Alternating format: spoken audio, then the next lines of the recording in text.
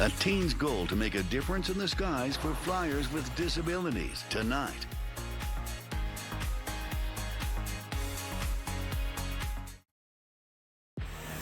This is 7 News at noon.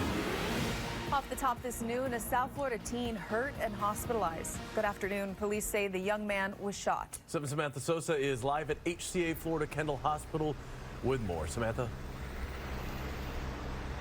A very sad situation here. Police say a teen is fighting for his life here at the hospital after being shot several times.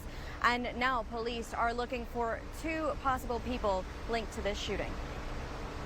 Miami-Dade police need the community to help them get a shooter off the streets. These individuals are still within our community. They're considered armed and dangerous. If they were willing to try to kill somebody, I'm sure they may strike again. This as a 15-year-old is in serious condition after being shot several times. It happened here on Southwest 126th Court and 283rd Street in Southwest Miami-Dade. Police say they got a shot spotter alert around 9:40 Thursday night, and once they arrived, they found a red SUV with the driver's side window shot out. Let's go for male shot in the neck, a 14-year-old. Going to be inside a blue Honda. The driver of that vehicle is a 15-year-old male. Apparently, he had been struck several times. That teen airlifted to HCA Florida Kendall Hospital, where he had surgery. There was another man in the car at the time, and he was not hurt. Detectives interviewing him to find out what exactly happened here. So far, police only gave a brief description of possible suspects. The preliminary description we have is that it's 2 males.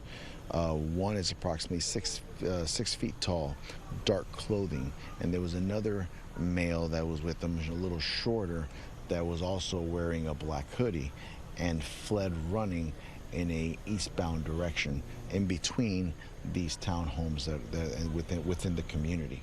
The 15-year-old should have been at school today. Instead, he's in a trauma center with family praying for the best. We've been talking to family members here, and we're able to hear how the family members are heartbroken and how they're hurt. And hearing the mother speak to them on the speakerphone and feel the pain that the mother's going through right now, this should not be happening when it involves a 15-year-old child.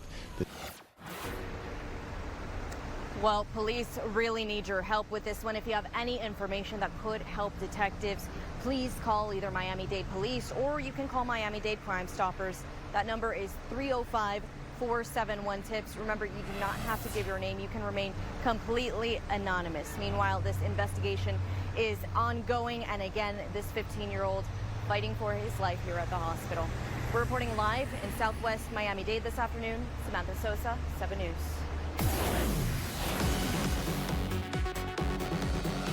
Now at noon, a living nightmare for 6 animals that were supposed to be looked after while their owner was away. She hired a dog sitter, but now that woman she entrusted with her pets is in jail on animal abuse charges. 7's Danielle Garcia is live in West Miami-Dade with the story. Danielle. Vanessa, the details of the neglect are truly heartbreaking. The dog's owner says that her dogs were left without getting let out for days, without being fed, without being given water. One of those dogs sadly would not survive, and now that pet sitter is inside jail and is about to bail out any moment. When Patricia Gutierrez kissed her 5 dogs and 1 cat goodbye before her month-long trip, she never imagined what would await her when she came back. I cry every single day. She hired a pet sitter, Antonella Rivoire, now under arrest after the dog-sitting job turned deadly. She met Rivoire through the dog-sitting site Rover and ultimately hired her outside of the app. She seemed the best one because she was always answering the phone.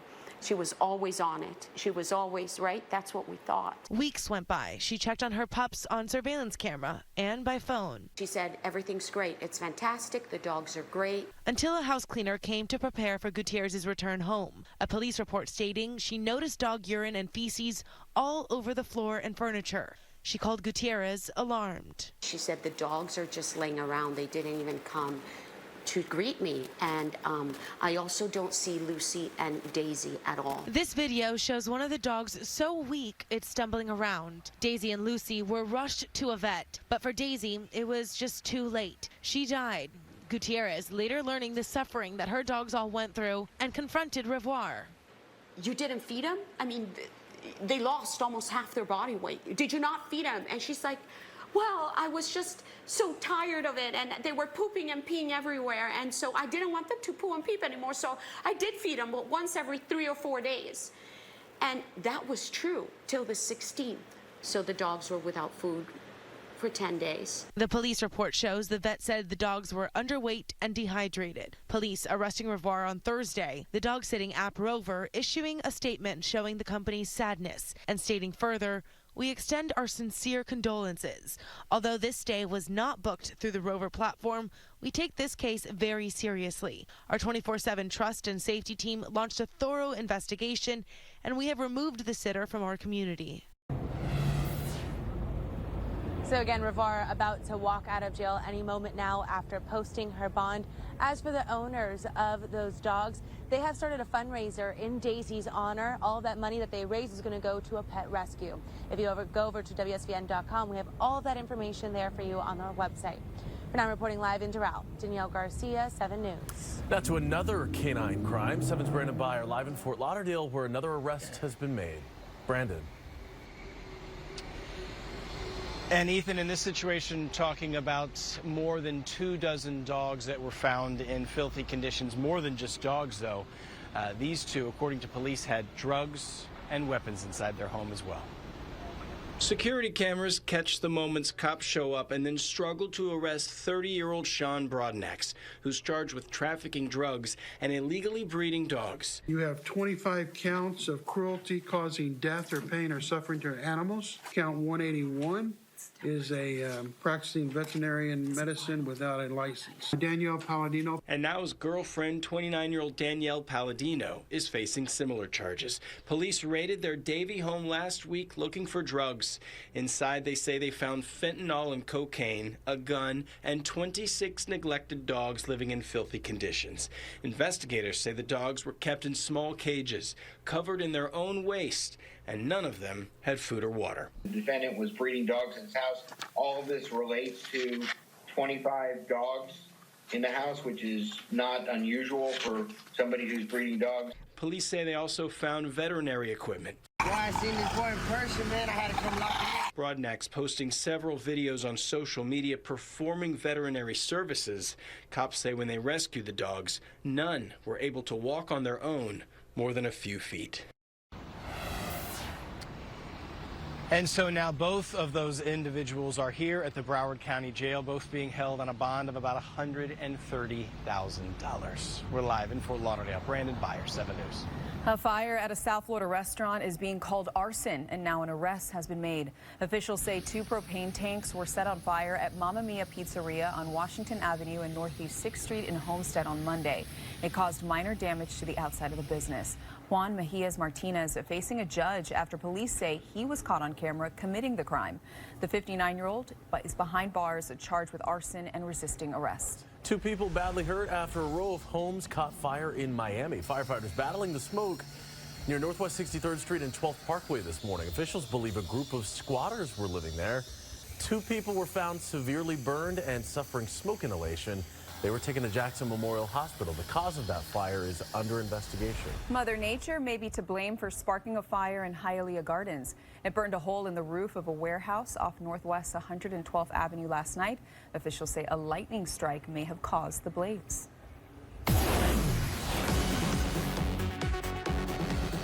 Also in the news now, a live look at downtown Miami. A beautiful Friday so far. South Florida finally getting a break from the rain, but that may be brief. Meteorologist Erica Delgado in the Weather Center with the forecast. Erica? Ethan, it most definitely will be brief, but we're enjoying the quiet conditions this morning and the beautiful blue skies. But by this afternoon, we're expecting more showers, just not as widespread as what we've been seeing the last couple of days. So overall, a fine Friday for us here as a front remains nearby. But for us here, we've had a north wind through much of the morning, so quiet conditions. Eventually, our winds veering out of the northeast will help bring in a little bit in the way of moisture. You'll notice that spin up there over the Atlantic. That's potential storm 16 that the National Hurricane Center is keeping a close eye on, spreading tropical storm conditions already across the Carolina coastline all the way up through the mid-Atlantic. For South Florida, though, it's been ushering in some drier air, and that's why we've got to enjoy that brief break from the rain. You'll notice there is plenty of showers and storms offshore, but because of that northerly wind, we haven't had to worry about it. Later today, though, we are expecting a few showers in the forecast, just not as much. So about 40% of the area will see a few showers, maybe even an isolated storm. Before that, temperatures will reach into the upper 80s to low 90s, so near average for South Florida. By this evening, things begin to fizzle out and quiet out. So taking a look hour by hour, you'll notice those showers developing just off of the Broward and Miami-Dade coastline. We'll keep a close eye on that, but as the temperatures warm, you'll notice that across our mainland areas, we begin to see some of those showers and maybe some isolated storms developing. That goes for the Florida Keys as well. But of course, as we work our way through Friday, everybody wants to know, what does the weekend have in store for us here? Well, scattered showers do return to the forecast. Saturday right now looks to be your best bet, and then moisture will be increasing as the weekend goes on. But we'll take a closer look at all this. That's coming up in just a few minutes. Also in the news today, all aboard. A new train route connecting Central and South Florida is up and running, and our very own Maricela Burgos is live in Orlando. She went to Orlando, but are you coming back to us later, Maricela? No, I'm going to stay. I think I'm going to go to the theme parks. I'll put that tab on our news director. We joked about that, so no, that's not happening. I swear I am coming back to work, back to Miami, but we're here. I mean, this is a big, big moment in transportation, high-speed rail history.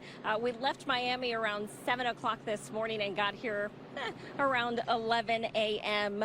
Brightline officials say they are beaming with pride and expect millions of people to use this service. This trip was roughly 3.5 hours. There were some stops in the beginning with people boarding in cities like Aventura and Fort Lauderdale. Those stops lasted about 2 to 4 minutes, and we know officials are already talking about a direct express train with no stops. But today, after more than a decade using a high-speed train to take passengers from Miami to Orlando became a reality. The celebrations immediately started as soon as we arrived to the airport here in Orlando.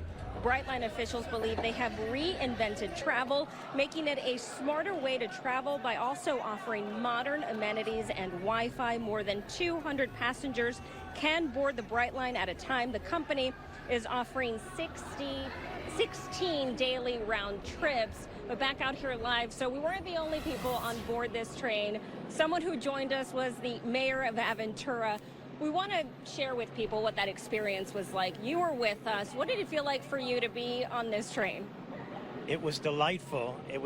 I felt like, wow, the day has finally arrived. It's really a great day for Aventura as well as Orlando. And the ride, smooth, fast, wonderful, very comfortable. So this is a big deal, obviously, because we're connecting South Florida to Central Florida. Do you believe people in Aventura are going to use this? I mean, we were here in 3.5 hours. Absolutely. We have so many young families in Aventura that love taking their kids to the theme parks in Orlando. And this is such a wonderful option. Stress-free, traffic-free. The kids don't say, Mommy and Daddy, I need to pull over to go to the bathroom. You know, it's just a wonderful option. And the train is part of the experience for the children. So, yes, this is going to be a home run. Thank you so much. He has headed back to Miami with us, probably getting off in Aventura. I do want to mention, though, Brightline does have an app, so you can build your trip on that app. I have it actually on my phone. You can do everything here. The Aventura mayor had mentioned the theme parks. We know Brightline is offering a shuttle service. It's an extra added fee, but it'll take you directly to and from these theme parks if you want that. So our train will be leaving, I think, just before 1 o'clock. So we'll be headed back to Miami. Live, though, in Orlando right now. Maricela Burgos, 7 News. A moving mess for some University of Miami students who have been living in a hotel. But they're finally on the move today. 7's Karen Hensel investigates.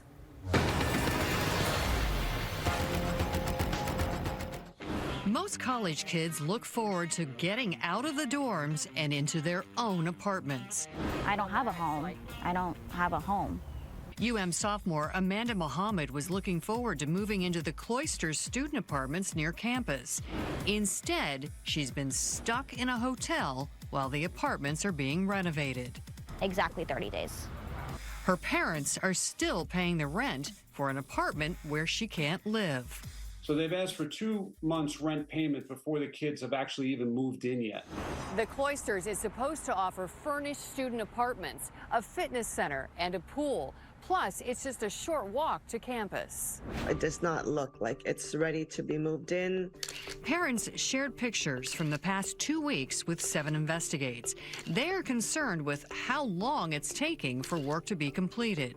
It's obvious that it's not ready, yet they keep sending out emails that it is ready until the day before. And then that's when they say, oh, by the way, it's not ready. Landmark Properties bought the Cloisters property a few years ago. In 2022, it began renovating the existing apartments along with adding new townhomes. The apartments were supposed to be ready by August 18th. The move-in date has been pushed back at least 3 times. I think these kids have so much going on already. The last thing they need is more stress as to where they're going to live. And parents are stressed because they're still on the hook for the rent. This 56-page lease says the failure on the part of the landlord to assign a unit to resident shall not relieve resident of his or her responsibilities. If the apartment isn't ready, the landlord can provide temporary accommodations, which may include, without limitation, hotels. So if they're providing a hotel space for you, then you can't break the lease. And that's what's written in the lease. The lease says it can only be broken within 30 days of the move-in date if alternative accommodations are not provided. All I have is a bedroom and a bathroom and a very small closet. I don't even have, drawer space for my clothes. I'm practically living out of my suitcases. We reached out to Landmark Properties. The company tells 7 Investigates we are on schedule for all students to move into the renovated buildings on our Cloisters Miami property Friday morning, September 22nd. Unforeseen construction delays pushed back our move-in timeline for this final group of move-ins. After a month of waiting, students were finally able to pick up their keys and move into their apartments today. But that doesn't mean everything is finished. Landmark Properties says work continues on the pool, fitness center, and leasing office. Karen Hensel, 7 News. A follow-up now to a story first on 7. The person behind the wheel of this car confirmed to be a cop. South Florida couple questioned who he was after what they call his bad behavior. As 7's Sheldon Fox reports, they want the Miami-Dade Police Department to take action. According to the Miami-Dade Police Department, they believe this to be an officer. That made me extremely happy. I mean, as of right now, they still haven't contacted us. A mother and wife relieved, happy to now know police identified who she says pulled over her husband and briefly held him at gunpoint in the parking lot of the apartment complex where the family lives. It happened Monday, before that unmarked cop SUV zoomed off. So what's going to happen now? Is this man already arrested? Is already off the streets? What's going to happen next? I saw what the you was doing. Miami-Dade police confirming to 7 one of their officers was indeed behind the bizarre scenario near Southwest 89th Court Monday. What are we looking at? An officer running away from a scene where he committed a crime. 7 News first to interview the family after they met with police, exclusively interviewing the victim. It's alarming to all of us. A father who pulled into the lot after a day at work and was met by an unmarked police vehicle. Someone was pointing a gun at you. Yes, sir. Correct. The officer had gotten out of the SUV and saying what? I'm gonna kill you, He was just going like that, and he was like, I'm gonna shoot you, I'm gonna shoot you. The victim's wife said she saw it happen from a second-floor balcony and rushed down, screaming. Stop what you're doing. I'm running down the stairs. He's carrying a badge. He's carrying a weapon. Punk! She says she was able to take video of the cop's vehicle after he scrambled back in it and sped away. The family called Miami-Dade cops, who 4 days later say the strange gunman is one of theirs. What pressure could he really have been going through that put him on a position of thinking he was God to be able to take somebody's life? What do you hope happens going forward to this officer? I'm looking for justice. Just like if a civilian would have done this to an officer and they would have ended up in jail for 20, 30 years, I want the same justice. Sheldon Fox, 7 News. The Internal Affairs Division of the Miami-Dade Police Department is investigating the case and the officer, who has not been arrested. Developing this noon, a U.S. senator indicted. Prosecutors say he and his wife took bribes. 7's Alex DeArmas is live in the Satellite Center with the details. Alex. Well, Vanessa and Ethan, we're talking about New Jersey Senator Bob Menendez. Federal prosecutors announcing those bribery charges this morning. Investigators found nearly $500,000 hidden inside of the Democrat's home. These new charges follow a years-long investigation that examined the senator's dealing with 3 different businessmen, including a New Jersey businessman, a friend of Menendez's wife, who got sole authorization from the Egyptian government to certify that imported meat meets Islamic dietary requirements. Investigators also looking into his relationship with a New Jersey developer.